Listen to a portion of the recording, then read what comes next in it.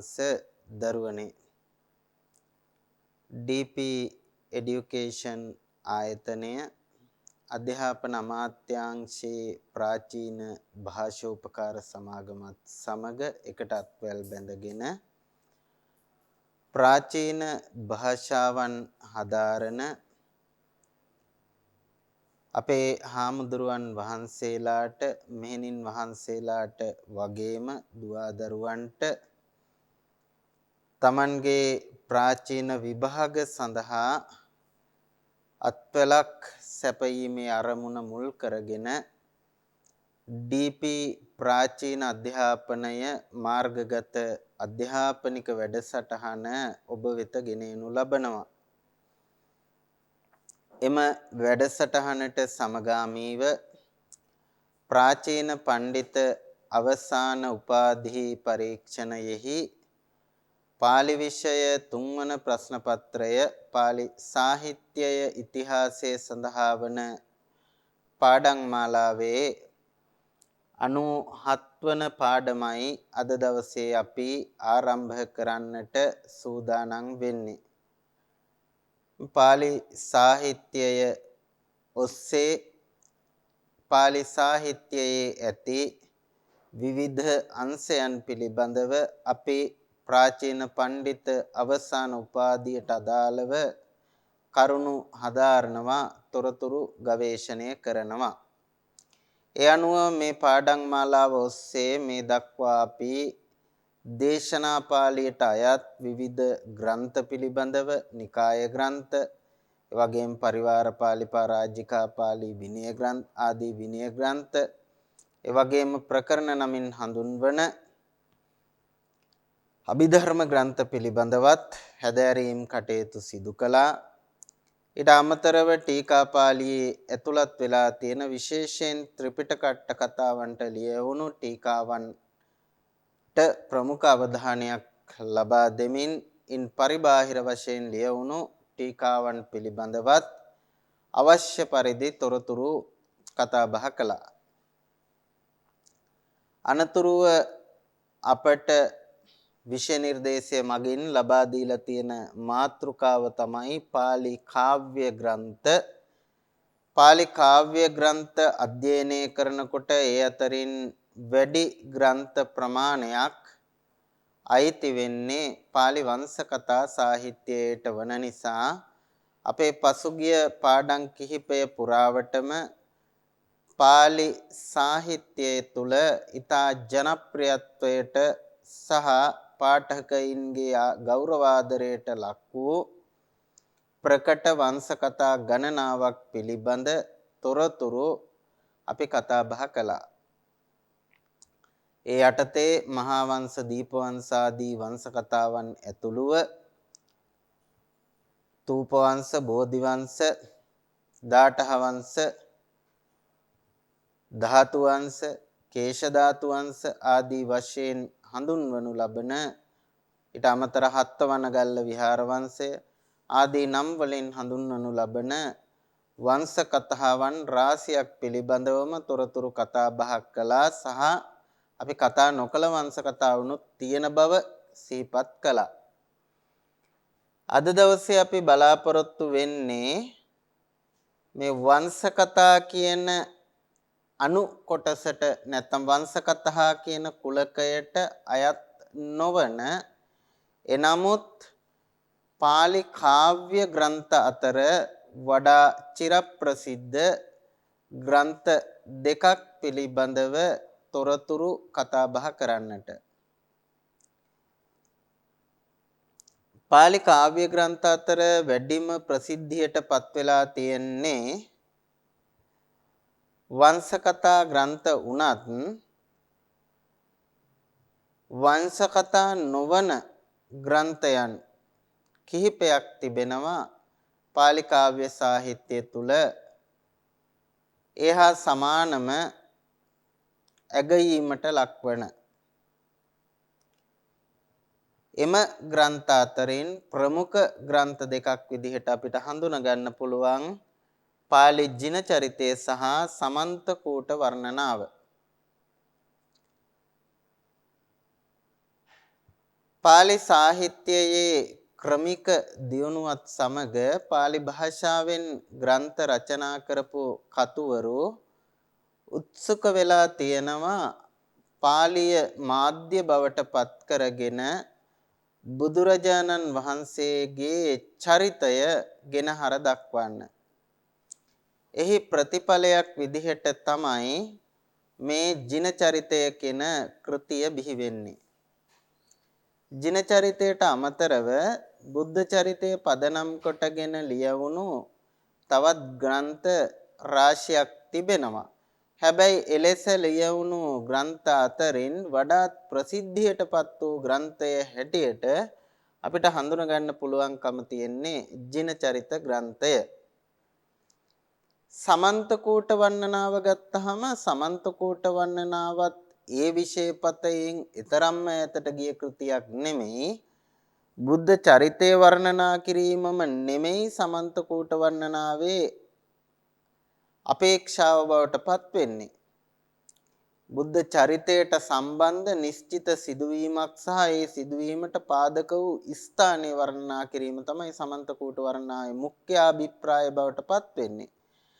නමුත් ඊට පරිබාහිර වශයෙන් සමන්ත කූට වර්ණනාව තුලත් බුද්ධ චරිතය විස්තර කිරීම සිදු කරලා තිබෙනවා. ඒ නිසා පොදුවේ ගත්තහම මේ ග්‍රන්ථ දෙකම බුද්ධ චරිතය විස්තර කරන ග්‍රන්ථ හැටියටම හඳුනාගත්තාය කියලා වරදක් දකින්නේ නැහැ.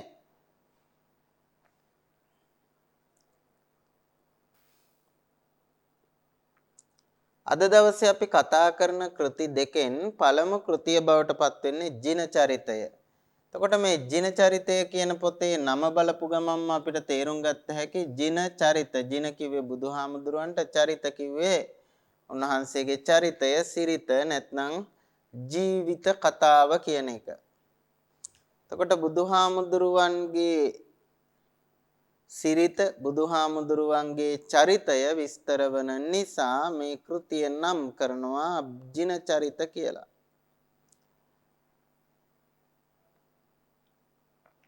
ඒ බව ජින චරිත කතුවරයාත් සඳහන් කොට තිබෙනවා. Tamanගේ මූලික අරමුණ කුමක්ද යන වග මේ ආකාරයට ජින චරිතය ආරම්භයේදී තහින් තහින් සුවිත්තින්නං ජිනස්ස චරිතං හිතං පවක්ඛාමි සමාසේන සදානුස්සරණත්තිකෝ තහින් තහින් සුවිත්තින්නං ජිනස්ස චරිතං හිතං පවක්ඛාමි සමාසේන සදානුස්සරණත්තිකෝ. මෙහි කියවෙන ආකාරයට තහින් තහින් සුවිත්තින්නං තහින් තහින් ඒ තැන්වල විත්තින්න කියලා කිව්වේ පැතිරුණු නැත්නම් විස්තීර්ණ වූ, සුවිත්තින්නං කිව්වේ මනවින් විසිරුණු. තහින් තහින් සුවිත්තින්නං ඒ තැන්වල මනවින් විසිරී ගිය ජිනස්ස චරිතං හිතං ජිනස්ස බුදුහාමුදුරුවන්ගේ හිතං චරිතං යහපත් වූ චරිතය, හිත වූ චරිතය සදා අනුස්සරණත්තිකෝ සමාසේන පවක්ඛාමි සමදා සිහිපත් කළ යුතු වූ බුදුහාමුදුරුවන්ගේ උතුම් චරිතය සමාසේන පවක්ඛාමි කෙටියෙන් ප්‍රකාශ කරමි කියලා තමයි ජින චරිත කතුවරයා Tamanගේ කෘතිය ආරම්භ කරන්නේ.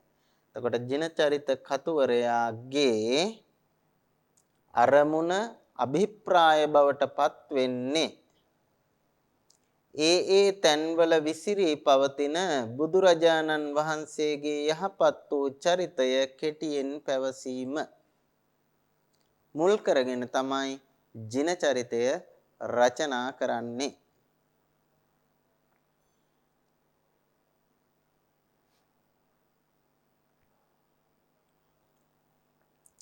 ඒ වගේම මේ කෘතියේ කතුවරයා පිළිබඳව කල්පනා කළොත් පොතේ අවසානයේ සඳහන් වෙනවා මේ කෘතියේ කතුවරයා බවට පත් වෙන්නේ විජයබාහු පිරිවෙනේ අධිපති හිමියන් ලෙස වැඩ සිටි මේධංකර කියන හාමුදුරුවෝ යන වග විජේබාහු පිරිවෙනේ පිරිවෙන්පති ලෙස ක්‍රියා කළ මේධංකර කියන හාමුදුරුව තමයි මේ ජිනචරිත කාව්‍යය රචනා කරලා තිබෙන්නේ. ඒ බව ග්‍රන්ථාවසානයේ එන මේ තොරතුරු වලින් පැහැදිලි වෙනවා. ලංකා ලංකාර බුතේන භූපාලන්වය කේතුනා විජය බාහුනා රඤ්ඤා සකනාමේන කාරිතේ සතෝයාසය පාකාර ගෝපුරාදි විරාජිතේ පරිවේන වරේ රම්මේ වසතා සන්තවුත්තිනා මේදංකරාභිදානේන දයාවාසේන ධීමතා තේරේන රචිතං ඒතං සබ්බ සංසේවිතං සදා. කතුවරය ගැන විතරක් නෙමෙයි මෙතන තොරතුරු දක්වලා තියෙන්නේ. කතුවරයට අමතරව කතුවරය වැඩ ඉඳපු ස්ථානය ආදිය පිළිබඳවත් තොරතුරු සඳහන් වෙලා තියෙන බව පේනවා. ලංකා ලංකාර භූතේන භූපාලන් වයකේතුනා විජයබාහුනා රඤ්ඤා. මේ මුල තියෙන පද ඔක්කොම විජයබාහුනා රඤ්ඤා කියන එකට විශේෂණ පද විදිහට යෙදිච්ච ඒවා. විජයබාහු රජතුමා විසින් සකනාමේන කාරිතේ සිය නමින් කරවන ලද ලංකා අලංකාර භූතේන ලංකාවට අලංකාරයක් වූ භූපාල අන්වය කේතුනා භූපාල අන්වය කියලා කිව්වේ රාජවංශයට කේතුනා කොඩියක් වැනි වූ විජේබාහුනා රඤ්ඤා විජේබාහු රජතුමා විසින් සකනාමේන කාරිතේ සිය නමින් කරවන ලද ලංකාවට අලංකාරයක් වූ රාජවංශයට කොඩියක් වූ විජේබාහු රජු විසින් සිය නමින් කරවන ලද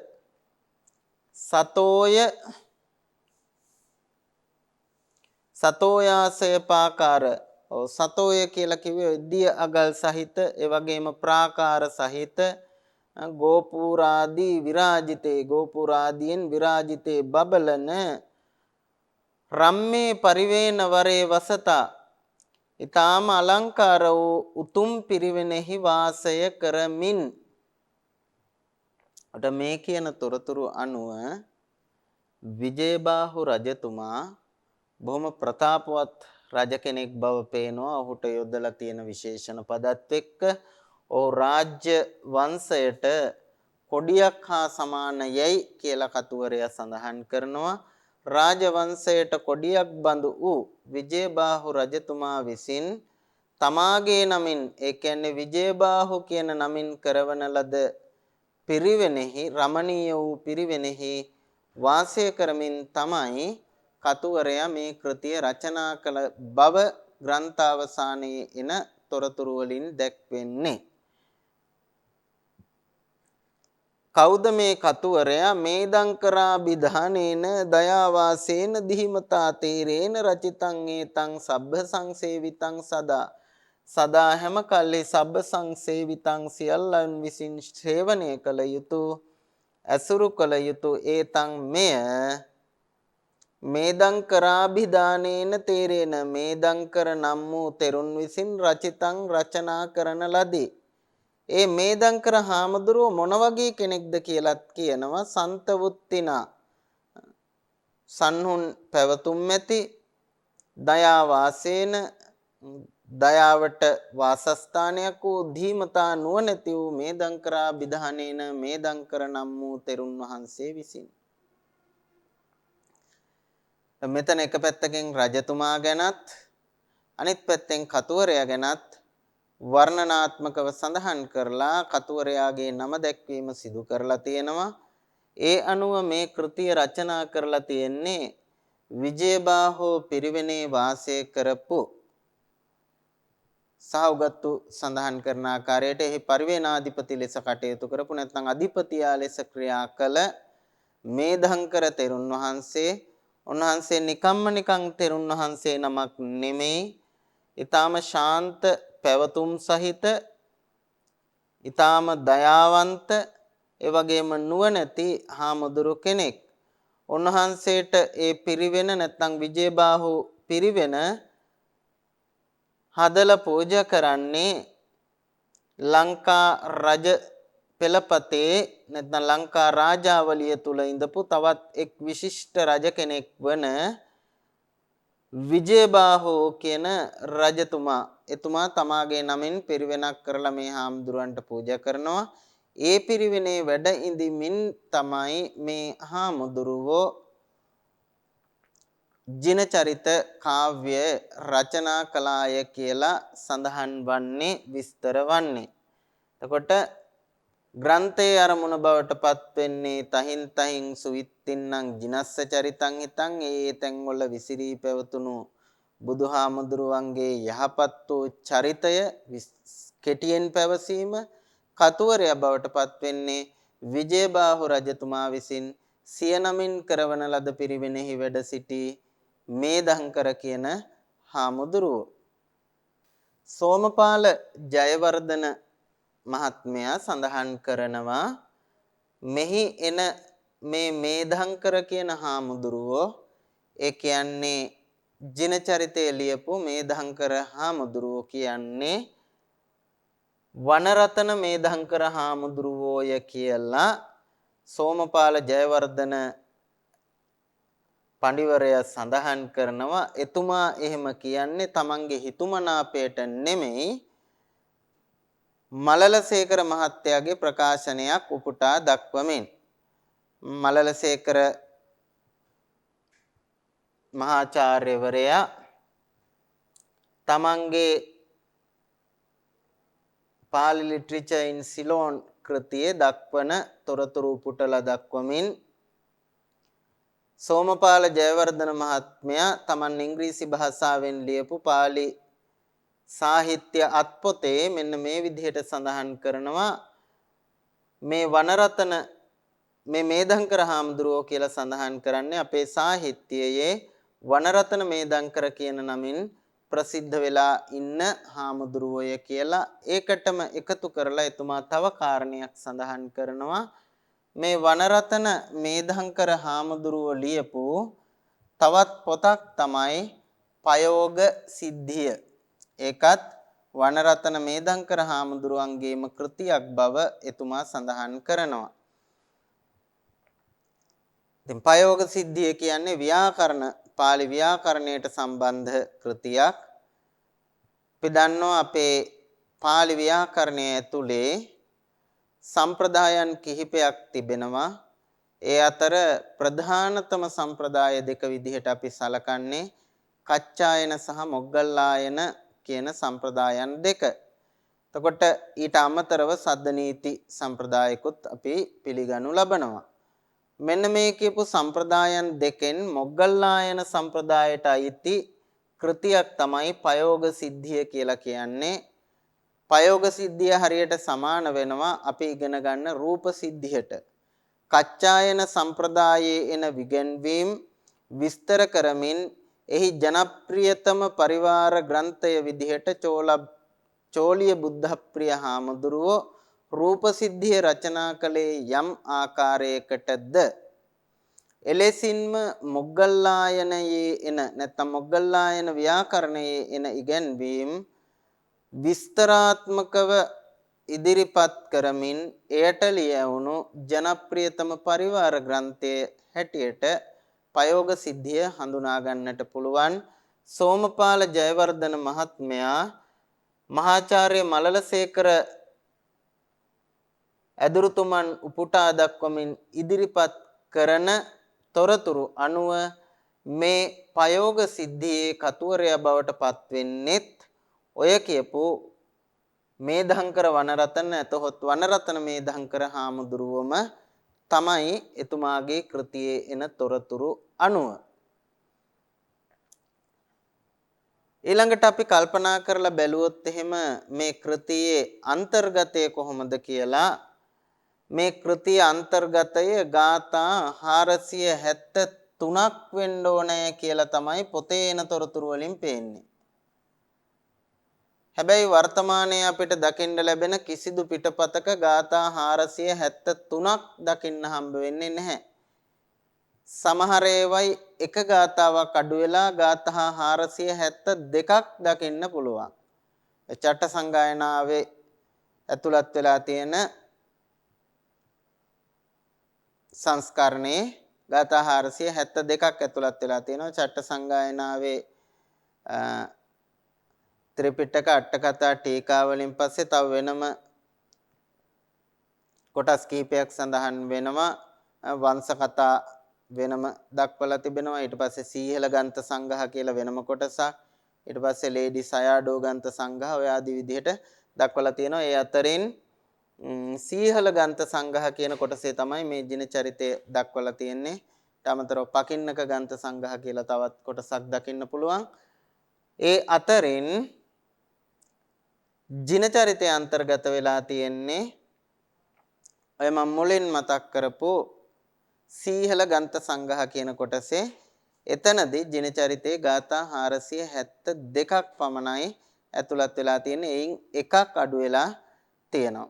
ඊළඟට පොල්ලත්තේ බුද්ධදත්ත හාමුදුරුවෝ මේ ජින චරිත කෘතිය පිළිබඳව කරන විස්තරයේදී උන්වහන්සේ සඳහන් කොට තිබෙනවා මුද්‍රිත ග්‍රන්ථවල දකින්න ලැබෙන්නේ ගාථා 470ක් පමණයි කියලා. සෝමපාල ජයවර්ධන මැතිතුමා ගාථා සංඛ්‍යාව දක්වන තැන මගේ මතකයේ හැටියට එතුමා ගාථා 471ක් ලෙස දක්වා තිබෙනවා. ඉතින් මේ වගේ වෙනස්කම් තියෙනවා. අවමය ගාථා 3ක් දක්වා උපරිමේ ගාථා 3ක් දක්වා ගාථා ප්‍රමාණය යම් යම් සංස්කරණවල අඩු වෙලා තියෙන බව පේනවා. සමහර තැන්වල එකක් අඩු වෙලා, සමහර තැන්වල දෙකක්, සමහර තැන්වල තුනක්. ඔය වගේ ගැටලුවක් අපට දකින්න පුළුවන්. මේ පිළිබඳව බුද්ධදත්ත හාමුදුරුවෝ සඳහන් කරන්නේ ඒ ගැන ටිකක් හොයලා බලන්න ඕනේ කොහේරි ගාථා අඩු වෙලා තියෙනවාද කියන කාරණය පිළිබඳව. හැබැයි ග්‍රන්ථය අවසානයේ ග්‍රන්ථයේ අපට දකින්නට ලැබෙන මෙන්න මේ ගාථාවෙන් පැහැදිලි වෙනවා නිශ්චිත වශයෙන්ම මේ කෘතියේ ගාථා 473ක් තිබුණාය කියලා. ග්‍රන්ථයේ අවසානයේ එනවා මෙන්න මෙහෙම ප්‍රකාශනයක්. භවේ භවේද ගහතානං තේ සත්තති චතුස්සතං ගන්තතෝ පංච පඤ්ඤා සාධිකං පංචසතං ඉති. මේ කෘතියේ ඇතුළත් වෙලා තියෙන ග්‍රන්ථ සංඛ්‍යාව කොපමණද සහ කෘතියට අදාළ ගාථා සංඛ්‍යාව කොපමණද කියන එක. ගාථානං තේ සත්තති චතුස්සතං. තේ සත්තති තේ කියුවේ 3ට, සත්තති කිව්වේ 70ට, තේ සත්තති කිව්වේ 73ට, චතුස්සතං කිව්වා 400ට. එහෙමනම් තේ සත්තති චතුස්සතං කියන ප්‍රකාශයෙන් පැහැදිලි වෙනවා මේක ඇතුළත් වෙන්න ඕනේ ගාථා සංඛ්‍යාව 473ක් කියන එක. එවැගේම පැරණි ග්‍රන්ථවල ප්‍රමාණය මනින තව ක්‍රමයක් තමයි ග්‍රන්ථ සංඛ්‍යාවෙන් මනින එක. ග්‍රන්ථ කියන්නේ පොත් නෙමෙයි මෙතන.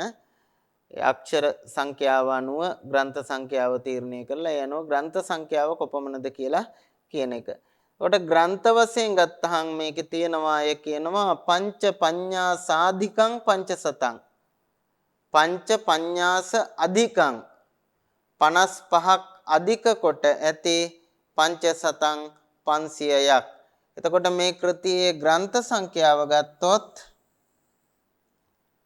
555ක් බව තමයි දක්වන්නේ. මතක තියාගන්න ලේසි. 5යි 5යි 5යි. පංච පඤ්ඤා සාධිකං පංචසතං. ග්‍රන්ථයේ ප්‍රමාණය සලකා බලනකොට ගාථා විදිහට ගත්තොත් 473ක්, ග්‍රන්ථ සංඛ්‍යාව හැටියට ගත්තොත් 555ක් ඇතුළත් වෙන්න ඕනේ කියන එක ග්‍රන්ථයේම දක්වලා තියෙන නිසා අපට හිතන්න වෙනවා එහෙමනම් මුද්‍රිත හෝ වෙනත් විද්‍යුත් සංස්කරණවල ගාථා අඩු වෙලා තියෙන්නේ කාලයත් එක්කලා මේ වයින් යම් යම් තැන් වලින් කොටස් අඩු වීම නිසා වෙන්නට පුළුවන් කියන කාරණය. ඉතින් ඒක අපිට අපේක්ෂා කරන්න පුළුවන් මොකද මුද්‍රණ කර්මාන්තය ආරම්භ වන තුරුම මේ ග්‍රන්ථ රැකුනේ ආරක්ෂා වෙලා ආවේ පුස්කොළවල ලියලා එහෙම නැත්නම් මේ පුස්කොළ පොත්වල රචනා කරලා පිටපත් කරලා ඒව ඔස්සේ තමයි ආරක්ෂා වීගෙන ආවේ. ඉතින් ওই පුස්කොළ පොතක තියෙන එක පත්තිරුවක් නැති වුණොත් ගාථා දෙක තුනක් එකෙන් මිස් වෙලා යන්න පුළුවන්, ඉවත් වෙලා යන්න පුළුවන්. බොහෝ වෙලාවට ඒ බඳු සිදුවීමක් නිසා මේන් ගාථා එකක් දෙකක් හෝ තුනක් නැතුව ගියා වෙන්නට පුළුවන්කම තියෙනවා. කොහොම නමුත් කෘතියේම දක්වලා තියෙන නිසා අපට විශ්වාස කරන්න සිද්ධ වෙනවා මේකේ ගාථා 473ක් තිබුණා කියන කතාව. ඒ අනුව මේකේ කතුවරයා අපි අර ඉස්සෙල්ලා කියපු මේධංකර හාමුදුරුවෝ මලලසේකර මහත්මයා හඳුන ගන්නවා සෝමපාල ජයවර්ධන මහත්මයා දක්වලා තියෙන ආකාරයට උපුටා දක්වා තිබෙන ආකාරයට මලලසේකර මහත්මයා හඳුන ගන්නවා මේ කියන මේධංකර හාමුදුරුවෝ කියන්නේ වනරතන මේධංකර හාමුදුරුවෝ කියන වග සහ උන්වහන්සේගේ තවත් කෘතියක් හැටියට ප්‍රයෝග සිද්ධිය හඳුන ගන්නවා. ඒ වගේම මෙහි ඇතුළත් විය යුතු ගාථා සංඛ්‍යාව 473ක් සේ පෙනෙනවා. නමුත් අපට වර්තමානයේ තියෙන සංස්කරණවල ගාථා 473ක් දකින්න ලැබෙන්නේ නැහැ. ඒ වයින් ගාථා එකක් දෙකක් හෝ උපරිමේ තුනක් අඩු වෙලා තියෙන බව සඳහන් කරන්නට පුළුවන්කම තියෙනවා. මීට පෙර අපි කතා කරපු අර බොහෝ වංශ කතාවල අපට දකින්න ලැබුණා වගේම ජින චරිතයේත් බුදුසිරිත වර්ණනා කරන්න ආරම්භ කරන්නේ සිදුහත් කුමාර අවදියෙන් එහෙම නෙමෙයි දීපංකර බුදුහාමුදුරුවන්ගේ කාලයේ. දීපංකර පාදමූලයේ විවරණ ලැබපු සුමේද තාපස කතාවේ සිට තමයි මේ ජින චරිත කාව්‍යයත් ආරම්භ කරලා තියෙන බව අපට දකින්න පුළුවන්කම තියෙන්නේ. තර පැරණිගත් කතුවරුගේ මගම යමින් බුද්ධ චරිතය විස්තර කරන වනරතන මේධංකර හාමුදුරුවෝ නැතහොත් මේධංකර හාමුදුරුවොත් දීපංකර බුදුන්ගේ කාලයේ පටන්ම බෝධිසත්ව චරිතය විස්තර කිරීමට උත්සුක වෙනවා, උනන්දු වෙනවා කියන කාරණය අපට මේ තුල දකින්න හැකියාව තියෙනවා. ඒ වගේම තවත් විශේෂ ලක්ෂණයක් දකින්න පුළුවන් ජින චරිතයේ ඇතුලේ දැන් අනෙකුත් ගත්කතුවරුත් සුමේද තාපස කතාව එහෙම නැත්නම් දීපංකර බුදුරදුන් අභියසදී විවරණ ලැබීම ගැන කෙටියෙන් දක්වමින් Tamanගේ කෘති ආරම්භ කළත් ජින චරිත කතුවරයා ඊට වඩා සවිස්තරාත්මකව බොහොම අපූර්ව වෘත්තාන්තයක් විදිහට අපූර්ව කතාන්දරයක් විදිහට මේ සුමේද තාපස කතාව ගොඩනංවන්නට සමත් වෙනවා. අනෙකුත් බොහෝ ග්‍රන්ථවල අපිට ඒ ලක්ෂණය දකින්න ලැබෙන්නේ නැහැ.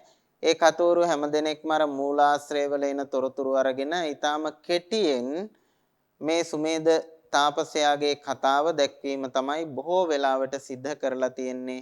නමුත් ජින චරිත කතුවරයා ඒ මූලාශ්‍රයවල එන කෙටි විස්තරය අරගෙන ඒක බොහොම අපූර්ව රසවත් කතාවක් ලෙස සංවර්ධනය කරන්නට සමත් වෙලා තියෙනවා තමන්ගේ කෘතිය තුලදී. අපි බලමු කොහොමද ජින චරිත කතුවරයා මේ සුමේද තාපස කතාව ප්‍රතිනිර්මාණය කරන්නේ කියලා. කප්ප සත සහස්සස්ස චතුන්නං චාපි මත්තකේ අසංකහියාන මාවාසං සබ්බදා පුඤ්ඤකාමිනං නානා රතන සම්පන්නං නානා ජන සමාකුලං විචිත්තාපන සංකින්නං තෝරණග්ගික භූසිතං යුත්තං දසහි සද්දේහි දේවින්ද පුරසන්නිභං පුරං අමර සංඛාතං අහෝසි රුචිරං වරං තහින් බ්‍රහ්මන් වයේ ජාතෝ සබ්බ ලෝකාභිපූජිතෝ මහාදයෝ මහාපඤ්ඤෝ අභිරූපෝ මනෝරමෝ සුමේදෝ නාම නාමේන වේද සාගර පාරගෝ ගුරුණං සෝවසානේ ජිනං කුරෝ කුමාරෝසී ගරුණං සෝ අවසානේ ජිනං කුරෝ රාසි වඩ්ඩක මච්චේන දසිතං අමිතං දනං අනේක සත ගබ්බේසු නිචිතං තං උදික්ඛිය දන සම්නිචයං කତ୍වා අහෝ මයිහං පිතාදයෝ ගතා මාසක මේ කම්පි නේවාදාය දිවං ඉති. අර කෙටියෙන් කියන සුමේද කියලා බ්‍රාහ්මණ කුමාරයෙක් වෙලා ඉපදුනා. ඊට පස්සේ ආ ගිහි ගේ කලකිරිලා තාපස ප්‍රවෘජාවෙන් පැවිදි වුණා. දීපංකර බුදුහාමුදුරුවෝ වඩින මගට ගිහිල්ලා පාර සුද්ධ කරන්න ඉල්ලුවා. ඊට පස්සේ යාට අමාරුම කොටසක් දුන්නාම බුදුහාමුදුරුවෝ වඩිනකොට පාර සුද්ධ කරලා ඉවර කරගන්න බැරි වෙච්ච හන්ද මඩේ දිගා වුණා කියන කතාව වෙනත් බොහෝ මූලාශ්‍රවල ඊටාම කෙටියෙන් කියනවා. නමුත් ජිනචරිත කතුවරයා ඒක රසවත් කතහන්දරයක් විදිහට බොහොම අපූර්ව එහෙම නැත්නම් මින් පෙර නොඅසපු කතාවක් ලෙසින් මේ කතාව ගොඩනංවන්නට සමත් වෙනවා. ඒක ජිනචරිත කතුවරයා තුළ පැවතුණු සුවිශේෂී දක්ෂතාවයක්. එතකොට යා මේක පටන් ගන්නෙ කොහොමද?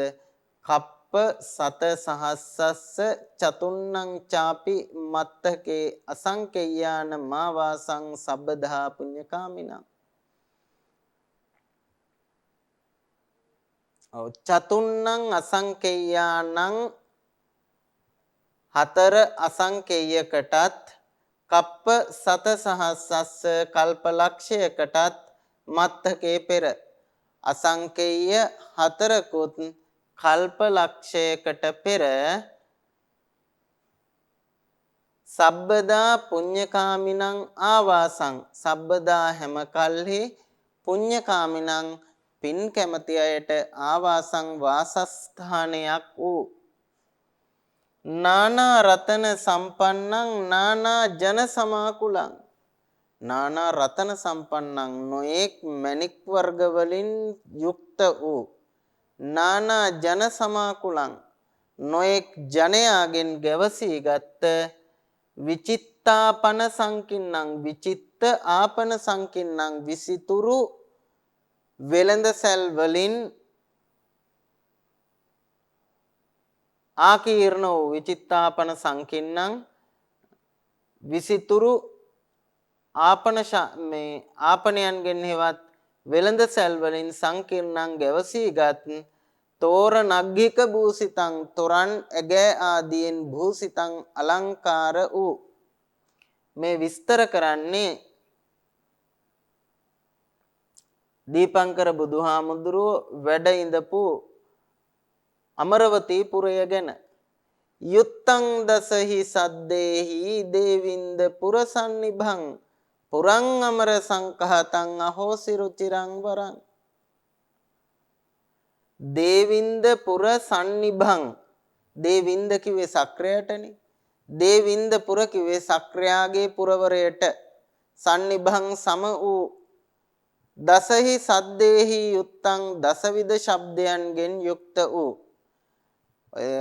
පැරණි සාහිත්‍යය තුල යම්කිසි නගරයක් ප්‍රෞಢ බලවත් ශක්ති සම්පන්න නගරයක් කියලා කියනකොට ඒ ශක්ති සම්පන්න නගරයක් බවට දක්වන්න එක සාධකයක්සේ ගන්න කාරණයක් තමයි මෙන්න මේ යුත්තං දසහි සද්දේහි දශවිධ ශබ්දයන්ගෙන් යුක්තයයි පැවසීම. යම් නගරයක ඔය දසවිධ ශබ්දයන් තියෙනවා නම් ඒ නගරය මහා ආඩ්‍ය බලවත් තෙදවත් නගරයක්සේ පැරණි සාහිත්‍යයේ පිළි අරගෙන තියෙනවා. ඔට ඔය දසවිධ ශබ්ද කියලා කියන්නේ හේෂා රාවේ ඇතුන්ගේ කුංච නාදය, ඊට පස්සේ රත ගමන් කරන හඬ වගේ ඒවා තමයි ඔය දසවිධ ශබ්දයන්ට අයිති වෙන්නේ. ආන්ගේ දසවිධ ශබ්දයන්ගෙන් යම් නගරයක් සමන්විත වෙනවා නම් ඒක ඊටාම බලවත් නගරයක් කියලා කියනවා. මේ කියන නගරයත් එහෙම ශබ්දයන්ගෙන් යුක්ත නගරයක්. රුචිරං වරං අමර සංකහතං පුරං අහෝසි. රුචිරං ඊටාම අලංකාර වරං උතුම් වූ අමර සංකහතං පුරං අමර නම් පුරවරයක් අහෝසි විය. එතකොට ඉස්සර අමර කියන නමින් හඳුන්වපු පුරයක් තිබුණා. මේක මහා තේජස් සම්පන්න බලවත් නගරයක් කියලා කතුවරයා කියනවා. ඒක හරියට ශක්‍රයාගේ පුරවරය වගේ දසවිධ ශබ්දයන්ගෙන් යුක්ත නගරයක් කියලා සඳහන් කරනවා. තහින් බ්‍රහ්මන් වයේ ජාතෝ සබ්බ ලෝකාභිපූජිතෝ මහා දයෝ මහා පඤ්ඤෝ අබිරූපෝ මනෝරමෝ. තහින් ඒ නගරයෙහි බ්‍රහ්ම අන්වයේ ජාතෝ බමුණු කුලයෙහි උපන් සබ්බ ලෝක අභිපූජිතෝ සියලු ලෝකයා විසින් විශේෂයෙන් පුදන ලද සියලු ලෝකයා විසින් විශේෂයෙන් පුදන ලද ගරු කරන ලද මහා දයෝ ඊ타ම දයාවන්ත මහා පඤ්ඤෝ මහා ප්‍රඥාවෙන් යුක්ත අභිරූපෝ බොහොම ලස්සන රූප සම්පත්තියක් තියෙන මනෝරමෝ ඊ타ම මනරම් සුමේධෝ නාම නාමේන වේද සාගර පාරගු කුමාරෝසී ගරුණං සෝ අවසානේ ජිනං කුරෝ. තවදුරටත් ඔහු ගැන විශේෂණ පද කියනවා. යා කොහොම කෙනෙක්ද? වේද සාගර පාරගු වේදය නැමැති සාගරයේ පරතරට ගියපු කෙනෙක්. වේද සාගර පාරගු. ඒ විතරක්ද නැහැ. නාමේන නමින් සුමේදෝ නාම සුමේද නම් කුමාරෝ අසි කුමාරයෙක් විය. එතකොට ඔය අමරවතී පුරයේ හිටිය එක්තරා කුමාරයෙක්. එයාගේ නම සුමේද. එයා සියලු ලෝවැසියන් විසින් ගරු කරපු කෙනෙක්, මහ දයාවන්තයෙක්, මහ ප්‍රඥාවන්තයෙක්, බොහොම ලස්සන කෙනෙක්, බොහොම මනෝරම්‍ය කෙනෙක්. ඒ වගේම වේදයෙහි පරතර වේදේ නැමැති සාගරයෙහි පරතර ගියපු කෙනෙක්. ආන් එහෙම කුමාරයෙක් හිටියා අමර කියන නගරේ.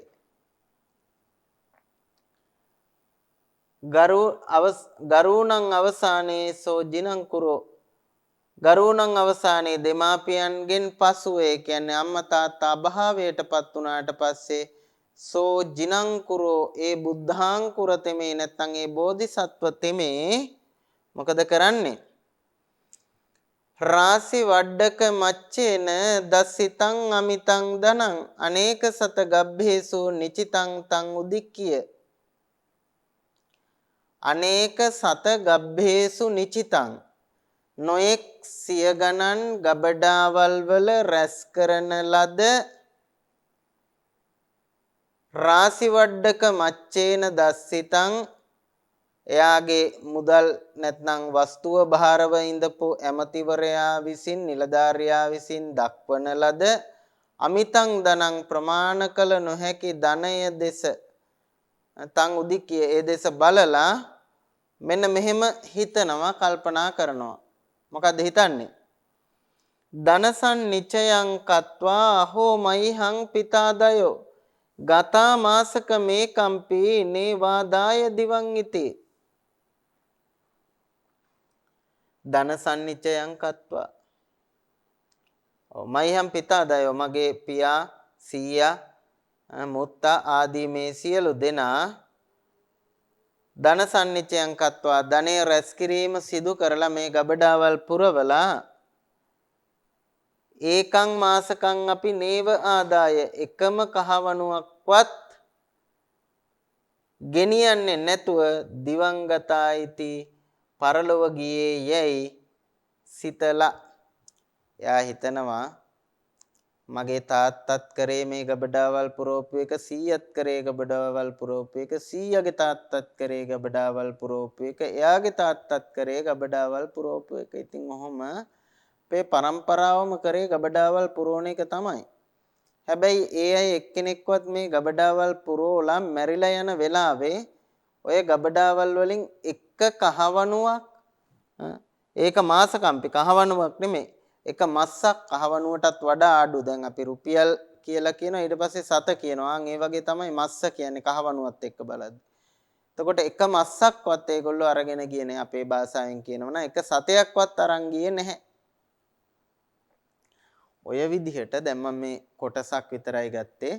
ඔය විදිහට අර සුමේද තාපසයා නැත්නම් සුමේද කියන කුමාරයා තමන්ගේ මාපියන්ගේ අභාවයෙන් පස්සේ තමන් සතු ධනෙ දිහා බලලා කල්පනා කරපු විදිහ, කලකිරුණු විදිහ, ඊළඟට අනබෙර හසුරවලා මිනිස්සු රැස් කරවලා ඒ ධනෙ බෙදා දීපු විදිහ, එතනින් පස්සේ ආ වනගත වීම, මේ සියල්ල බොහොම අපූර්වට ඒ කතාව නැවත ප්‍රතිනිර්මාණය කරන්නට කතුවරයා සමත් වෙනවා. එතෙන්දී ඔහුගේ හැකියාව ඊටා විශිෂ්ට මට්ටමක තියෙනවා. ඒ කතාව නැවත ප්‍රතිනිර්මාණය කිරීමේදී ඔහු ඇසින් දුටු කතාවක්සේ නැවත ප්‍රතිනිර්මාණය කරලා ඒ කතාව ඉදිරිපත් කරලා තියෙනවා. මේ සුමේද පඬිත කතාව ජිනචරිතය ආරම්භ වෙන්නේ ඔතනින්. ඒ වගේම ජිනචරිත කතුවරයාගේ තිබුණ තවත් එක් විශේෂ ලක්ෂණයක් තමයි එයාට හැකියාව තිබුණා ඊටාම සරල භාෂාවක් යොදාගෙන බොහොම අපූර්ව වර්ණනාවන් ඉදිරිපත් කරන්න. දැන් ඔබ වහන්සේලාට මතක ඇති අර අපි දාඨහ වංශය ගැන එහෙම කතා කරනකොට දාඨා වංශය අපි කතා කරා බොහොම සරල බස්වහරකින් අපූර්ව වර්ණනාවන් කරන්න දාඨා වංශ කතුවරයට හැකි වෙලා තිබුණා කියලා. ඒහා සමානවම සරල බස්වහර තුලින් රසවත් වර්ණනාවන් සිදු කිරීමෙහිලා ජිනවංශ කතුවරයාට තිබූ හැකියාව අති විශිෂ්ටයි.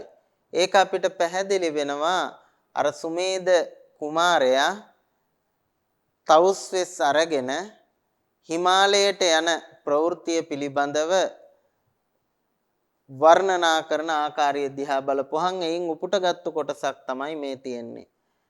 මහන්තං සෝ මහාවීරෝ උපගංජී හිමාලයන් හරිචන්දන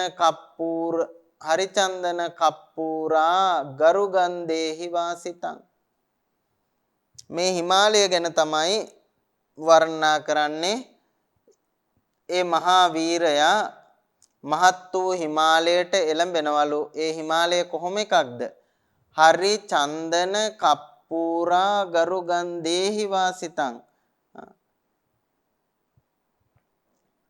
සඳුන් කපුරු ආදී සුවඳ වර්ග වලින් සුවඳවත් වෙච්ච හිමාලය වනයේට යනවා. එතනින් පස්සේ හිමාලය වනය ගැන බොහොම අපූර්ව වර්ණනාවක් ඉදිරිපත් කරනවා. කොහොමද? සුපුල්ල චම්පකා සෝක පාටලී තිලකේහිච පූග පුන්නාග නාගාදී පාදපේහිච මණ්ඩිතං. සුපුල්ල චම්පකා සෝක පාටලී තිලකේහිච. ඔන්න හිමාලයේ පිපිලා තියෙන මල් වර්ග ගැන කියනවා. සුපුල්ල මනවින් පිපුණු චම්පක සපු, අශෝක මල්, ඊට පස්සේ පාටලී තිලකේහිච සුපුල්ල චම්පකා සෝක පාටලී තිලකේහිච. බොහොම අපූර්ව පද සංඝටනාවකුත් මේ ඇතුලේ අපිට දකින්න පුළුවන්කම තිබෙනවා. මල් වර්ග ගැන කියනවා. ඊළඟට ගස් වර්ග පූග පුන්නාග නාගාදී පාදපේහිච මණ්ඩිතං. පුවක් නා ආදී ගස් වර්ග වලිනුත් බොහොම අලංකාර වෙච්ච වනයේට තමයි හිමාලයට තමයි මෙයා පිවිසෙන්නේ. ඉතින් එතනත් ශබ්ද රසය ජනිත කරවන්න කතුවරයා සමත් වෙලා තියෙනවා. දැන් මෙතන බලන්න පූග පුන්නාග නාගාදී පාදපේහිච. පයනුයි නයනුයි ගොඩක් මේක ඇතුලේ. පයනු නයනු ගයනු බහුලව යොදාගෙන තියෙන නිසා ඒ තුල අපූර්ව ශබ්ද රසයක් ජනිත වෙලා තියෙනවා. මෙතනත් එහෙමයි. සුපුල්ල චම්පකා සෝක පාටලී තිලකේහිච. එතනත් ලයනු බහුලව පාවිච්චි කරලා තියෙනවා. ඒ වගේම කයනු පයනු බහුලව පාවිච්චි කරලා තියෙනවා. ඒකත් එක්ක අපූර්ව ශබ්ද රසයක් ජනිත කරවන්නට කතුවරයා සමත් වෙලා තියෙනවා. ශබ්ද රසය විතරක්ම නෙමෙයි, ඒ ඇතුලේ අර්ථ රසයකුත් තියෙනවා. මේ දෙකෙන් කියන්නේ හිමාලයේ තියෙන ගස් ගැනයි මල් ගැනයි. එතෙන්දී ඔහු යොදා ගන්න වචන වලින් දිහිවන ශ්‍රවණ මාධුර්ය එහි අර්ථය තීව්‍ර කරන්න සමත් වෙලා තියෙනවා. සුපුල්ල චම්පකා සෝක පාටලී තිලකේහිච පූග පුන්නාග නාගාදී පාදපේහිච මණ්ඩිතං. බොහොම ලස්සන වර්ණනාවක් දකින්න පුළුවන්. ඒ තරම් ගැඹුරු වචන නැහැ. සමාස බාහුල්‍යයේ තියෙනවා. සමාස බහුලව තියෙනවා. නමුත් ඒ තියෙන වචන ඔක්කොම බොහොම සරල වචන තමයි පාවිච්චි කරලා තියෙන්නේ. ඊළඟට ටිකක් බය හිතෙන දේවල් ගැනත් කියනවා. වනයක් කියලා කියපුවාන් කැලයක් කියලා කියපුවාන් ලස්සන විතරක්ම නෙමෙයි බියකරු බවක් තියෙනවා. අන්න ඒ ගැන කියනවා සීහ ව්‍යග්ඝ තරච්චේහි ඉබදීපිකේහිච තුරංගමා දිනේකේහි මිගේහිච සමාකුලං සීහ ව්‍යග්ඝ තරච්චේහි ඉබදීපිකේහිච තුරංගමා දිනේකේහි මිගේහිච සමාකුලං එතන කියනවා වනාන්තරයේ ඉන්න සිංහයෝ ව්‍යාග්‍රයෝ වලස්සු දිව්‍යෝ ආදී නොඑක් වන මුර්ගයන්ගෙන් ගැවසී ගත්ත තැනක් කියලා තමයි හිමාලය පිළිබඳව දක්වන්නේ. ඊළඟට නොඑක් විදිහේ කුරුළු කූජනයන්ගෙන් පිරිච්ච තැනක් වනයක් කියලා කියන්නේ. අන්න ඒ කුරුළු කූජනයන් සම්බන්ධයෙන් සඳහන් කරනවා. සාලිකා රවි හංසේහි හංස කොංච සුවේහිච කපෝත කරවීකාදී සකුන්තේහිච කූජිතං නොඑක් විදිහේ විහඟුන් නාද කරනවා මේ වනය තුල. ඒ පිළිබඳවත් කතුවරයාගේ වර්ණනාවට ලක්වන බව පේන්න තියෙනවා. නැවත වරක් අර සුන්දරත්වයේ මතු කළා වගේම කුරුළු කූජනයන්ගේ මිහිරි බව වගේම දරුණු සතුන්ගේ ගර්ජනාවනොත් වනය තුල තියෙනවා. අන්න ඒවත් මතු කරලා පෙන්නනවා. යක්ක රක්කස ගන්ධබ්බ දේවදානවකේහිච සිද්ධ විජ්ජාදරාදීහි භූතේහිච නිසේවිතං.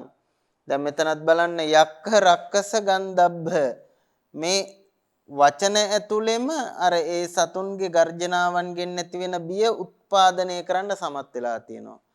යක්ක රක්කස ගන්ධබ්බ දැන් අර මේ අපි ආටනාටිය සූත්‍රය එහෙම කියනකොට එහෙමත් කියන්නේ තේ කෝපිකෝ යක්කෝ කියලා එහෙම අර ඒ වචන ඇතුළෙම ශබ්දයේ තුලින්ම අර වනයේ තියෙන බියජනක බව මතු කරලා පෙන්වන්නට කතුවරයා සමත් වෙලා තියෙනවා. ඉතින් වනයේ ඉඳපු යම් අමනුෂ්‍ය කොට්ටාස ආදිය පිළිබඳවත් මෙතන සඳහන් වෙලා තියෙනවා. ඊළඟට වනයේ තියෙන තවත් වැදගත් දේවල් ගැන කියනවා. මනෝසීලින්ද නීලෝරු චාරුපබ්බත පන්තිහි සජ්ජු හේමාදිනේකේහි බූදරේහිච බහසුරං නොඑක් කඳු පන්තින්ගෙන් ගැවසී ගත්තා. ඒ කඳු පන්ති මනෝසිලා ඊළඟට ඉඳුනිල් ආදී වටිනා පාෂාණයන්ගෙන් හැදිච්ච පර්වත තමයි තිබුණේ. ඒ වයින් ගැවසීගත්තු වනයක් විදිහට තමයි මේ වනය පිළිබඳව විස්තර කරන්නේ. ඉතින් මේ හිමාලය වනය පිළිබඳව ජිනචරිත කතුවරයා කරන වර්ණනාව බොහොම අපූර්ව වර්ණනාවක්. ඉතින් සමහර වෙලාවට බුද්ධ චරිතය විස්තර කරනවා කියන තැනකදී කෙනෙකුට හිතෙන්න පුළුවන් සාහිත්‍ය නිර්මාණයක් කරනකොට බුද්ධ චරිතය වස්තු විශේෂ විදිහට ගත්තාම ඒක ඇතුලේ අපි කොහොමද විවිධ රසයන් ජනනය කරන්නේ කියලා ආන් ඒක කරන්නේ කොහොමද කියලා පෙන්නපු හොඳම උදාහරණයක් හැටියට අපිට ජිනචරිත කාව්‍ය පෙන්වා දෙන්නට පුළුවන්කම තියෙනවා. ඊළඟට අපේ අවධානයට ලක්වන දෙවන කාව්‍ය ග්‍රන්ථය තමයි අද පාඩමේදී සමන්තකූට වර්ණනාව. සමන්තකූට වර්ණනාව ගත්තහම සමන්තකූට වර්ණනාවේ මුඛ්‍ය අභිප්‍රාය බවට මූලික අරමුණ බවට පත් වෙන්නේ සමනල කන්ද මුදුනේ බුදුහාමුදුරුවෝ තමන්ගේ සිරිපතුල පිහිටුවීම පිළිබඳ ප්‍රවෘත්තිය ගෙනහැර දැක්වීම වාර්තා කිරීම තමයි මූලිකම අරමුණ බවට පත් වෙන්නේ. බව කෘතියේ නමෙනුත් පේනවා සමන්තකූට වර්ණනා. එතකොට සමන් ගිර පිළිබඳ කරන වර්ණනාව සමනල කන්ද පිළිබඳ කරන වර්ණනාව කියලා තමයි කෘතියට නම තැබීම සිද්ධ කරලා තියෙන්නේ. හැබැයි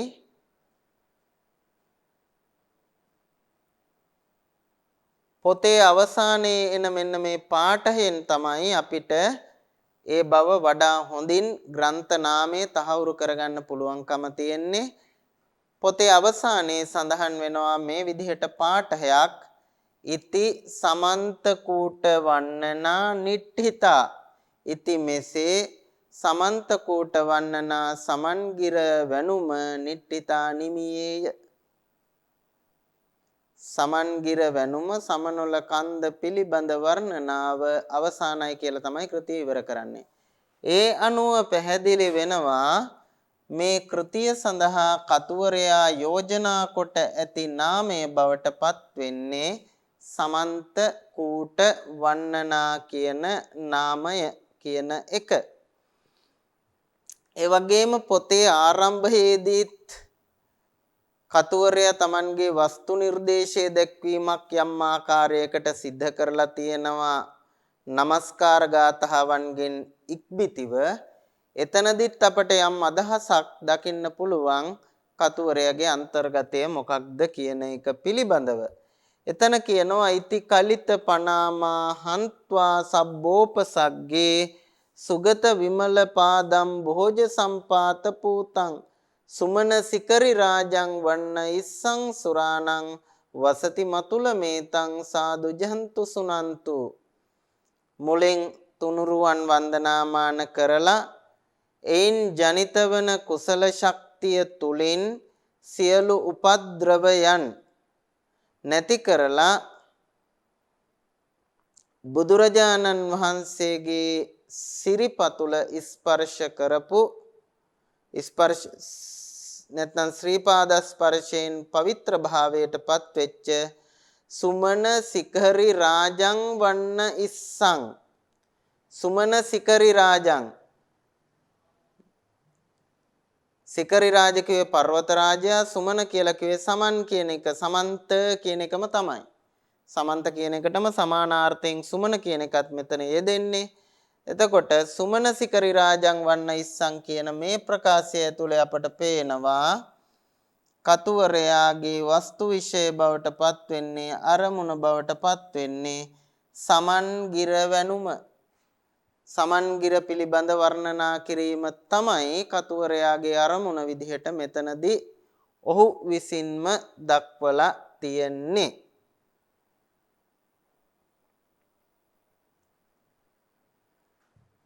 හැබැයි ඉතින් කතුවරයාගේ මූලික අරමුණ සිරිපතුල පිහිටුවපු සමන්ගිර වර්ණනා කිරීම උනත් කතුවරයා Tamanගේ කෘතිය වැඩි ප්‍රමාණයක් වෙන් කරලා තියෙන්නේ මේ මූලික අරමුණට නෙමෙයි. ඒ සිරිපතුලේ හිමිකරු පිළිබඳව, ඒ කියන්නේ බුදුහාමුදුරුව පිළිබඳව තොරතුරු දක්වන්න සහ බුදුහාමුදුරුවන්ගේ චරිතයට අදාළ සිදුවීම් පිළිබඳ විස්තර දක්වන්න තමයි වැඩි කොටසක් වෙන් කරලා තියෙන්නේ. ඒ අර්ථයෙන් බැලූ කල සමන්ත කූට වන්නනාවද එක් ආකාරයක ජින චරිතයක් ලෙසින්, බුද්ධ චරිත කාව්‍යයක් ලෙසින් අපට හඳුන්වා දෙන්නට පුළුවන්කම තියෙනවා. අපි බැලුවොත් එහෙම මේ සමන්ත කූට වර්ණනාවේ කතුවරයා කවුරුන්ද කියලා, සමන්ත කූට වර්ණනාවේ කතුවරයා හැටියට සලකන්නේ අපේ පාලි සාහිත්‍යයේ තුල ඊටාම සුප්‍රසිද්ධ තෙරුන් වහන්සේ නමක්. නම අහපු සැනින්ම අපට මතක් වෙන වේදේහ හාමුදුරුව තමයි සමන්ත කූට වර්ණනාව රචනා කරන්නේ. හැබැයි වේදේහ හාමුදුරුවන්ගේ සමන්ත කූට වර්ණනාව හන්දා නෙමෙයි වේදේහ හාමුදුරුව පාලි සාහිත්‍යය තුල ප්‍රසිද්ධ වෙලා තියෙන්නේ නා. වේදේහ හාමුදුරුව පාලි සාහිත්‍යයේ වඩා ප්‍රසිද්ධියටපත් වෙන්නේ රසවාහිනිය නිසා. රසවාහිනිය කියන මේ බණ කතා එකතුව නැත්නම් ධර්ම කතා වස්තු සංග්‍රහය, මේ කතා වස්තු සංග්‍රහය ඉදිරිපත් කිරීම නිසා තමයි වේදේහ හාමුදුරුව පාලි සාහිත්‍ය තුල ජනාදරයට, ගෞරවාදරයට පාත්‍ර වෙලා තියෙන්නේ. හැබැයි ඒ උන්වහන්සේ අතින් ලියවෙච්ච විශේෂම කාව්‍ය ග්‍රන්ථය හැටියට අපිට සලකන්න පුළුවන් සමන්ත කූට වර්ණනාව. එතකොට එතුමාගේ කෘතිවල තියෙන විශේෂත්වයක් තමයි ඒ කියන්නේ රසවාහිනියෙත් සමන්තකූට වර්ණනාවේ දෙකේම තියෙන විශේෂත්වයක් තමයි කතුවරයාගේ නම සඳහන් වෙනවා. ඒ වගේම ඔහු ලියපු අනෙක් කෘති ගැන සඳහන් වෙනවා. උදාහරණයක් විදිහට ගත්තොත් සමන්තකූට වර්ණනාව තුල රසවාහිනිය ගැන සඳහන් වෙනවා සහ තමන්ගේ නම සඳහන් කරලා තියෙනවා. මේක ලිව්වේ මම සහ මගේ අනෙක් කෘතිය රසවාහිනිය කියන එක සඳහන් වෙලා තියෙනවා. රසවාහිනියෙත් එතුමාගේ නම වේදේහ කියන නමත් ඒ වගේම තමන් ලියපු අනෙක් කෘතිය හැටියට සමන්තකූට වර්ණනාවත් දක්වලා තියෙනවා. ඊට අමතරව ඔය දෙපොළෙම එතුමා විසින් රචනා කරන ලද තවත් සිංහල කෘතියක් පිළිබඳවත් සඳහන් වෙනවා. සීහල සද්ද ලක්ෂණ කියන නමින් සිංහල කෘතියක් නැත්නම් සිංහල ශබ්ද ලක්ෂණ කියන නමින් උන්වහන්සේ සිංහල කෘතියකුත් රචනා කරලා තියෙනවායි කියලා ওই මූලාශ්‍ර දෙකේම සඳහන් වෙලා තියෙනවා. කොට අපි ඉස්සෙල්ලා බලමු රසවාහිනිය කොහොමද මේ ග්‍රන්ථය එතුමාගේ කෘතියක් කියලා සඳහන් කරලා තියෙන්නේ. යෝකා සීහල භාසාය සීහලං සද්ද ලක්ඛණං යෝච සමන්ත කූටස්ස වන්නනං වන්නයි සුභං තේන වේදේහ තේරේන කතායන් රසවාහිනී. මේ රසවාහිනීන ප්‍රකාශනයක්. රසවාහිනිය කියනවා යෝ යම් කිසි කෙනෙක් සීහල භාෂාය සිංහල භාෂාවෙන් සීහලං සද්ද ලක්ෂණං සිංහල ශබ්ද ලක්ෂණය අකා කලේද. ඒ වගේම යෝ යම් කිසි කෙනෙක් සමන්තකූට සුභං යහපත් වූ සමන්තකූටස්ස වන්නනං වන්නයි සමන්ගිර පර්වත වැනුම වර්ණනා කලේද. තේන වේදේහ තේරේන ඒ වේදේහ තෙරුන් විසින් අයං රසවාහිනී කතා මේ රසවාහිනිය කරන ලදී. ඔන්න රසවාහිනිය සඳහන් වෙනවා. රසවාහිනිය කලේ වේදේහ හාමුදුරුවෝ. ඒ හාමුදුරුවෝ කරපු අනෙත් පොත් දෙක තමයි සිංහල භාෂාවෙන් කරපු සිංහල ශබ්ද ලක්ෂණය සහ සමන්තකූට වර්ණනාව කියලා රසවාහිනියේ සඳහන් කරලා තියෙනවා. ඒ වගේම සමන්තකූට වර්ණනාව අවසානයේත් අපට දකින්න පුළුවන් මේ කතුවරයාට අදාළ යම් තොරතුරු ප්‍රමාණයක් වාර්තා කොට තිබෙන ආකාරය.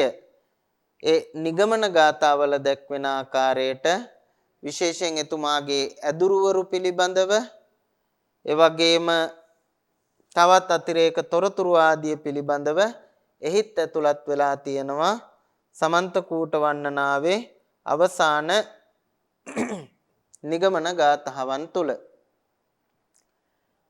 අනන්තරා සමත්තායන් සුමනද්ධිසු වන්නනා තතේව සාධු සංකප්පා කිප්පං පප්පොන්තු පානිනං කියනවා. සුමනද්ධිසු වන්නනා මේ සමන්තකූට වර්ණනාව අනන්තර අයං සුමනද්ධිසු වන්නං මේ සමන්ගිර වර්ණනාව අනන්තරා සමත්තා අනතුරකින් තොරව සමාප්තියටපත් වූයේ යම්සේද තථා ඒව පරිද්දෙන්ම පානිනං ප්‍රාණීන්ගේ සාදු සංකප්පා යහපත් සංකල්පනාවන් කිප්පං පප්පොන්තු වහා සමෘද්ධ වේවා. මගේ මේ සමන්තකූට වර්ණනාව උවදුරකින් තොරව සම්පූර්ණ බවට පත් වුණාද එසේම සියලු ප්‍රාණීන්ගේ යහපත් සංකල්පනාවන් වහා සමෘද්ධ වේවා ඉටු වේවා කියලා ප්‍රාර්ථනාවක් කරනවා කතුවරයා. ඊළඟට කියනවා යෝ යාචිතෝ රඤ්ඤ වාසී ගුණාධාර සුදීමතා රාහුලත්තේර නාමේන විසුතේන මහීතලේ. යෝ යම් කිසි කෙනෙක් රාහුලත්තේර නාමේන මහීතලේ විසුතේන මහීතලේ පොළොතලෙහි රාහුල තෙරුන් වහන්සේ නමින් ප්‍රසිද්ධ වූ යම් කිසි කෙනෙක් එයා කොහොම කෙනෙක්ද? ගුණාධාර සුදීමතා ආරණ්‍ය වාසී. ඊටම ගුණවත් කෙනෙක්, ඒ වගේම මනා බුද්ධියක් සහිත කෙනෙක්, ඒ වගේම අරණ්‍ය වාසී වූ රාහුල තෙරුන් නම් මින් මිහිතලෙහි ප්‍රසිද්ධ වූ යම් අයෙකු විසින් යාචිතෝ ආරාධිත වූ බුවනෝදරම්හි පඤ්ඤාතෝ රවිවම්බර මණ්ඩලේ අරඤ්‍ය රතනානන්ද මහා තේරෝ මහා ගණී. තමන්ගේ ගුරුවරයා පිළිබඳව බොහොම උත්කෘෂ්ටයෙන් වර්ණනා කරනවා රවිවම්බර මණ්ඩලේ අරඤ්‍ය රතනානන්ද මහා තේරෝ මහා ගණී. එතකොට ආරණ්‍යක රතනානන්ද හාමුදුරුවෝ තමයි තමන්ගේ ගුරුවරයා බවට පත් වෙන්නේ. උන්වහන්සේ මහා පිරිසක් ඉඳපු ඊටාම ප්‍රකට තෙරුන් වහන්සේ නමක් බව මේ එන විස්තරයෙන් පේනවා. ඊළඟට කියනවා ජීවිතං වියයෝ සත්තු සාසනස්ස මහා කවි සාරෝ සුප්පටිපත්තිසු සත්ත සාගර පාරගෝ. ශාස්ත්‍රු ශාසනයට ජීවිතය වගේ ඒ තරම් ශාස්ත්‍රු ශාසනයට සම්බන්ධ කෙනෙක්. ඒ වගේම මහා කවියෙක්.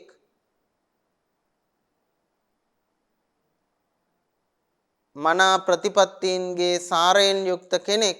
ඒ වගේම සත්සාගර පාරගෝ ශාස්ත්‍ර සාගරයාගේ පරතර પ્રાપ્ત වෙච්ච කෙනෙක් කියලා සඳහන් කරලා ගුරුවරයා ගැන වර්ණනා කරලා මේ ගාථා දෙකෙන් ඊළඟට කියනවා තස්ස සිස්සෝසීයෝ විප්පගාම වංශක කේතුකෝ වංශේක කේතුකෝ ඥාතා ගමෝ රඤ්‍ය වාසී සීලාදි ගුණ භූෂණෝ. තමන් පිළිබඳවත් කියනවා තස්ස සිස්සෝ අර කියපු අරඤ්‍යක රතනානන්ද හාමුදුරුවන්ගේ ගෝලයෙක් මෙයා. ඒ විතරක් නෙමෙයි විප්පගාම වංශ ඒක කේතුකෝ විප්‍රගාම වංශයට එකම කොඩියක් බඳු වූ අරඤ්‍ය වාසී සීලාදි ගුණ භූෂණෝ. මෙයා අරණ්‍ය වාසීව ඉඳපු කෙනෙක් මේ හාමුදුරුවොත්. ඒ වගේම ශීලාදී ගුණයන්ගෙන් බබලන කෙනෙක්. කවුද මේ වේදේය හාමුදුරුවෝ? යෝකා සීහල භාසාය සීහලං සද්ද ලක්කණං තේන වේදේහ තේරේන කතා යම් පිය සීලිනා. එතකොට යම් කිසි කෙනෙක් සිංහල භාෂාවෙන් සිංහල ශබ්ද ලක්ෂණය කළාද ඒ වේදේහ තෙරුන් වහන්සේ ඒ ප්‍රියශීලී වූ වේදේහ තෙරුන් වහන්සේ විසින් මෙය කරන ලදී කියලා සමන්ත කූට වර්ණනාව අවසානයේ සඳහන් වෙනවා. එහෙමනම් මේ කෘතිය වේදේහ හාමුදුරුවන්ගේ බව මේන විස්තරයෙන් තහවුරු වෙනවා. ඒ වගේම උන්වහන්සේගේ අදුරුපාණන් වහන්සේ අරඤ්‍යක රතනානන්ද තෙරුන් බවත් මේ තොරතුරු වල සඳහන් වෙනවා. ඒ වගේම මේ කෘතිය රචනා කිරීම සඳහා ආරාධනා කරපු හාමුදුරුවෝ රාහුල කියන නමින් හඳුන්වපු අරණ්‍ය වාසී හාමුදුරු නමක් බවත් සඳහන් වෙලා තියෙනවා. ඔය කාරණා ටික ග්‍රන්ථ අවසානයේ එන නිගමන ගාථා වලින් අපට පැහැදිලි කරගන්නට පුළුවන්කම තියෙනවා. ප්‍රමාණය අතින් ගත්තහම සමන්ත කූට වර්ණනාව කියලා කියන්නේ ප්‍රමාණයෙන් තරමක් විශාල ග්‍රන්ථයක්. ඔය මේ දක්වා කතා කරපු සෙසු ග්‍රන්ථ වලට වඩා ඒ කියන්නේ ජිනචරිතය වගේ පොත් වලට වඩා ප්‍රමාණයෙන් විශාල ග්‍රන්ථයක් හැටියට අපිට හඳුනා ගන්න පුළුවන් මේ සමන්ත කූට වර්ණනාව. ගාථා විදිහට ගත්තොත් ගාථා 796කින් සමන්විත කෘතියක් තමයි සමන්ත කූට වර්ණනාව කියලා කියන්නේ. දැන් සාමාන්‍යයෙන් ඔබ වහන්සේලාට අදහසක් ගන්න පුළුවන් ජිනචරිත තිබුණේ ගාථා 400 ගානයි. සමන්ත කූට වර්ණනාවේ ගාථා 796ක් ආසන්න වශයෙන් 800ක් ඇතුළත් වෙලා තියෙනවා. කොට ප්‍රමාණය අතින් ගත්තාම ජිනචරිතය වගේ දෙගුණයකට ආසන්න කෘතියක් හැටියට අපිට හඳුනා ගන්න පුළුවන්කම තියෙනවා. සමන්ත කූට වර්ණනාවේ දකින්න ලැබෙන විශේෂත්වයක් තමයි අර කලින් කියපු ජිනචරිතය වගේ එහෙම නැත්නම් ඇතැම් වංශ කතාවල වගේ දීපංකර පාදමූලයේ පටන් බුදු සිරිත වර්ණනා කරන්නට සමන්ත කූට කතුවරයා කටයුතු කරන්නේ නැහැ. එයා බුදු සිරිත වර්ණනා කරන්න පටන් ගන්නේ මෙන්න මෙතනින්. යෝ ලෝක තිලකෝ නාතෝ පූරෙත්වා දසපාරමී ජාතෝසි තුසිතේ කායේ සන්තුසිතෝති විස්සුතෝ. අපේ බෝධිසත්වයෝ නොඑක් භවයන් වල පින් කරගෙන අවුදින් තුසිත දිව්‍ය ලෝකයේ ඉපදුණු තැන් පටන් තමයි කතුවරයා බුදු සිරිත විස්තර කරන්නේ දසපාරමිතා සම්පූර්ණ කරලා අවසන් වුණයින් පස්සේ ගිහිල්ලා තුසිත දිව්‍ය ලෝකේ උත්පත්තිය ලබනවා සන්තුසිත කියන දිව්‍ය රාජ්‍යයා බවට පත් වෙලා ආරාධිතෝ සුරාදීහි කාලෝ මාරිසතේ අයං තින්නෝතාර ඉමං ලෝකං බහුවප්පරජක්ඛකා එහෙම වුණාට පස්සේ දෙවිවරු ඇවිල්ලා එතුමාට ආරාධනා කරනවා මොකක් කියලාද සුරාදීන් විසින් දෙවිවරුන් විසින් ආරාධනා කරනවා නිදුකාණෙනි මේ ඔබට කාලයයි ඔබ ඊතර වෙලා මේ ලෝකය ඊතර කරවන්න අල්ප රජස්ක වූ තැනැත්තෝ බහුලව වාසය කරනවා කියලා ආරාධනා කරනවා අර කාලෝ යන්තේ මහාවීර uppajjamaatu කුච්චයන් සදේවකං තාරයන්තෝ බුද්ධස්වම තම්පදං කියලා කරන ආරාධනාවක් ගැන අපේ බෞද්ධ සාහිත්‍යය එනවනේ. කොට අන්නේ විදිහට ඇවිල්ලා ආරාධනා කරනවා. ඒත දත්තාය තේ වීර පූරිතා දසපාරමී බාහුං පිතුස්ස පුත්තෝව ලෝකෝ ආලම්බතේ තුං ඔබ වහන්සේ පාරමී සම්පූර්ණ කළේ මෙන්න මේ සඳහා එනිසා හරියට පියාගේ බාහුවේ දරුවෝ එල්ලෙන්නේ මොන වගේද ඒ වගේ ඔබ වහන්සේගේ ධර්මයේ ලෝකයා එල්ලෙනවායි කියලා සඳහන් කරනවා නැත්නම් ලෝකයා ඔබ වහන්සේගේ ධර්මයේ වැළඳ ගන්නවායි කියලා සඳහන් කරනවා තේසං තං වචනං සුත්වා මහා සත්තෝ මහා මතේ විලෝකනේ විලෝකෙත්වා පංචාමල විලෝචනේ නිර්මල පසස් ඇති බෝධිසත්වයෝ නැත්නම් මහා සත්වයන් වහන්සේ මහා ප්‍රඥාව සහිත මේ අයගේ මේ වචනය අහලා පස් මහා බැලුම් බලලා එතනින් පස්සේ කියනවා මනුෂ්‍ය ලෝකයේ උත්පත්තිය ලැබුවයි කියලා කපිලවස්තු පුරවරයේ උත්පත්තිය ලැබුවා ආදී වශයෙන් ওই තොරතුරු සඳහන් වෙන ඔය ආකාරයට තමයි බුදු සිරිත වර්ණනා කරන්න ආරම්භ කරන්නේ. එතකොට එතනදී කතුවරයා අර සෙසු කතුවරුන් වගේ දීපංකර පාදමූලයේ පටන් බුදු සිරිත වර්ණනා කරන්න උත්සාහ කරන්නේ නැහැ. ඒ වෙනුවට සන්තුසිත දිව්‍ය රාජ්‍යය බවට පත් වෙලා ඉඳද්දි දෙවිවරු කරපු ආරාධනාවත් ඒ අනුව පස්මහා බැලුම් බලලා මනුලෝ ඉපදීමට තීරණය කිරීමත් කියන තැනින් තමයි බුදු සිරිත ආරම්භ කරන්නේ. ඒ වගේම සමන්තකූට කතුවරයාත් අපි අර කලින් කතා කරපු කතුවරු වගේම වර්ණනා චාතුර්යෙහි බොහොම දක්ෂ කෙනෙක් බව අපට පේනවා. ඒ බව තහවුරු වෙනවා මෙන්න මේ ගාථා දෙක ගත්තාම. මේ අවස්ථා වර්ණනාවක් මෙතන තියෙන්නේ. මේ අවස්ථාවේ මිනිස්සු කටයුතු කරපු විදිය තමන්ගේ සතුට දනවපු විදිය තමයි මේ පේන්නේ. නච්ඡන්ති කේචි කීලන්ති සේලෙන්ති චලලන්ති ච වාදෙන්ති කේචි ගායන්ති වේලුක්කේ පංකරොන්ති ච බලන්නකෝ ක්‍රියාපදම කීයක් තියෙද කියලා. නච්ඡන්ති කීලන්ති සේලෙන්ති ලලන්ති කරොන්ති ගායන්ති වාදෙන්ති ක්‍රියාපද විතරක්ම යොදාගෙන තියෙනවා. පළමු පද දෙකේ 4ක් දෙවෙනි පද දෙකේ 3ක් විදිහට ක්‍රියාපදම 7ක් යොදාගෙන මේ ගාතාව හදලා තියෙනවා. ක්‍රියාපදම විතරක් 7ක් යොදාගෙන තියෙනවා. ඉතින් එහෙම කරන්න බෑ දක්ෂතාවයක් හැකියාවක් නොමැති කතුවරයෙකුට ඒ වගේ දෙයක් කරන්න බෑ. කතුවරයා තමා තුළ තිබුණු අපූර්ව හැකියාව තමයි මේ තුල පෙන්වා දීලා තියෙන්නේ. නච්ඡන්ති කේචි කීලන්ති සේලෙන්ති චලලන්ති ච වාදෙන්ති කේචි ගායන්ති වේලුක්කේ පංකරොන්ති ච සමහර අය නටනවා සමහර අය ක්‍රීඩා කරනවා තව සමහර අය ඔය සේලෙන්ති කියන එකෙන් උරුවම් බානවා කියන අදහසක් තියෙනවා. එහෙම නැත්නම් ഘോഷා කරනවා කියන අදහසක් තියෙනවා. උරුවම් බානවා ලලන්ති ච ඊට පස්සේ වාදෙන්ති වාදනය කරනවා ගායන්ති ගායනා කරනවා කරොන් මේ වේලුක්කේ පංකරොන්ති ඔය වගේ මිනිස්සු තමන්ගේ සතුට දනවන්න කරන විවිධ ක්‍රියාවන් පිළිබඳව මෙතන සඳහන් කරනවා. ඒ අවස්ථා වර්ණනයක්. ඊළඟට කියනවා නේක පුප්පග්ගි පන්තිච තතා දීපග්ගි පන්තිච මනිචාමි කරා සජ්ජු අග්ගිකා පන්තියෝ තත නොඑක් මල් ඇග ඒ වගේම පහන් ඇග මෙතන කියන්නේ මේ පහන් පත්තු කරලා තියපු කණු වගේ ඒවා ඔය ආදී විදිහට ඒ සරසලා තියෙන ආකාරය පිළිබඳව සඳහන් කරන මේ වගේ වර්ණනා චාතුර්යතිනුත් සමන්තකූට කතුවරයා බොහොම ඉහළ තැනක ඉන්න බව දකින්න පුළුවන් ඇතැම් තැන්වල එන වර්ණනාවන් දිහා බලනකොට. ඉතින් ඒ අර්ථයෙන් බලනකොට පාලි කාව්‍ය සාහිත්‍යයේ තුල අන්තර්ගත වන වංශකතා නොවන ග්‍රන්ථයන් අතුරෙන් ඊතා ඉහළ ස්ථානයක තැබිය හැකි ග්‍රන්ථ දෙකක් පිළිබඳවයි අපි අද කතා කළේ. වේදේහ හාමුදුරුවන්ගේ සමන්තකූට වර්ණනාවත් ඒ වාගේම අනෙක් අතට මේදංකර හාමුදුරුවන්ගේ ජිනචරිත කාව්‍යයත් කියන කෘති දෙක පිළිබඳවයි අද දවසේ අපේ සාකච්ඡාවට යොමු වුණේ. අපි ඊළඟ දවසේදී තවත් සාහිත්‍ය කෘති පිළිබඳව තොරතුරු කතා බහ කිරීමේ අපේක්ෂාවෙන් අදට සමුගන්නයි සූදානම. සියලු දෙනාට තෙරුවන් සරණ ප්‍රාර්ථනා කරනවා. සප්පදානං ධම්මදානං ජිනාති.